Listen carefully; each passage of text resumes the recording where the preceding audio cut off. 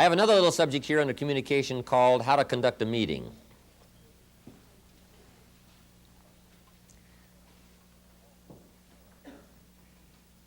Now, this is all kinds of meetings, because there are all kinds of meetings. Here's one of the most important meetings I discovered: family council. Calling a formal family council 2-3 times a year. I found it to be incredibly important,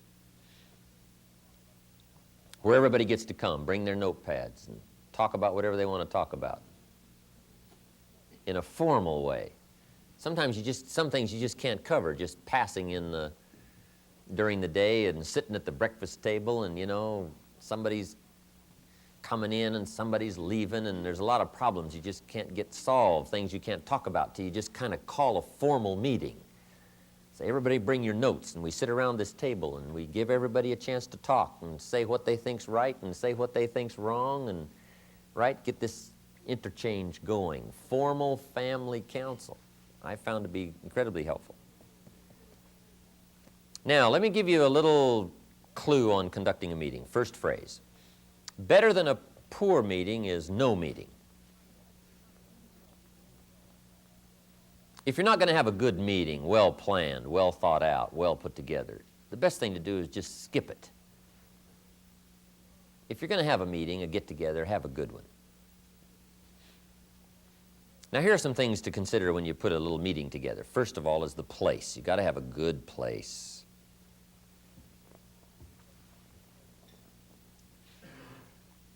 Place helps to create atmosphere, and sometimes you need all the help you can get to make a presentation, get your idea across.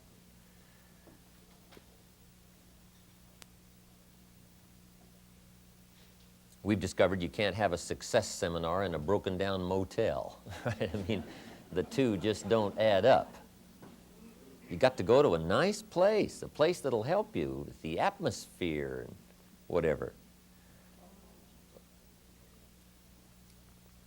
When we were courting the girls back in high school, we went to the right places. You got to pick the right place. You don't go out with a city dump. That's not the right place. Got to go up on the hill with the trees and the moon shining through the trees. That's the right place. Atmosphere, something that'll help you with your presentation.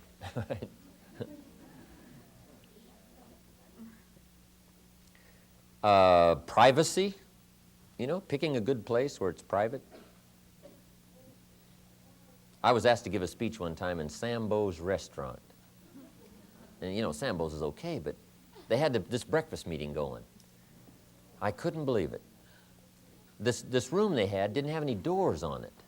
It was just open. The dining room and the meeting room and the kitchen was all open here. I couldn't believe. And that was back in the days when I went and spoke everywhere, right? But it was almost impossible. And they were running late, so they said, "Would you mind talking while we eat?" I said, "Well, I'll try."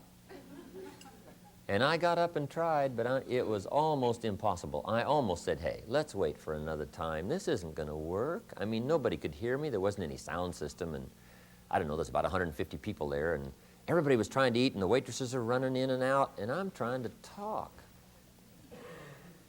One of them's pouring my coffee, right? I'm trying to talk. She says, "Do you want some more coffee?" I said, "Yes, give me some more coffee. Get out of here. I'm trying to talk." Unbelievable. Running in and out of the kitchen, shouting orders. It was the wrong place, just the wrong setup. So that's part of how to conduct a good meeting. Make sure you've got a good setup, a good place.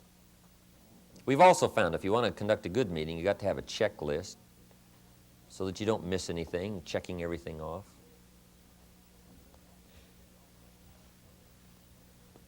Then also keep in mind that funny little things turn people off. And more experience along this line will just give you more and more tips on the things that turn people off. Little things. And people just say, "Who needs this," right? Now, people will give you room when something goes wrong, right? Because at the best laid plans, life has little surprises waiting for you. But people don't mind the surprises if everything else has gone well, okay? So just keep in mind the little things that can turn people off. Work on those. Work from an agenda. Work from a checklist. Set up a good meeting. Make sure it's the right place. And if you're going to have a meeting, have a good one. Otherwise, skip it. Okay, we won't linger too long on that. There's probably not many of you here that, or there may be some of you here that aren't particularly in business or have meetings to be concerned about. But let me cover now one more subject under communication